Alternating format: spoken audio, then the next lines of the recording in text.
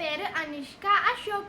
ఈరోజు నేను మా అమ్మమ్మ గారు చిన్నప్పుడు వాళ్ళ నాన్నగారు చెప్పిన కథ చెప్పబోతున్నాను. వ్యాపారి మరియు గుర్రం. అనగనగా ఓ ఊరు. ఆ ఊరిలో ఓ వ్యాపారి ఉండేవాడు. ఆ వ్యాపారి దగ్గర ఒక గుర్రం ఉండేది. ఒకసారి ఆ గుర్రం కడుపులో పిల్ల ఉన్నందువల్ల సరుకులు మోయడానికి ఇబ్బంది పడేది. అప్పుడు అతను ఒక రోలుకి గుర్రాన్ని కట్టేసి సరుకులు తీసుకొని పట్టణానికి వెళ్ళి సాయంత్రం కల్లా గుర్రం దగ్గరికి వచ్చి చూస్తే గుర్రం పిల్లను బయటికి తీసేసింది. అప్పుడే ఆ రోల్ యజమాని వచ్చి ఈ గుర్రం పిల్ల నా రోలే పెట్టింది అని వాదించాడు.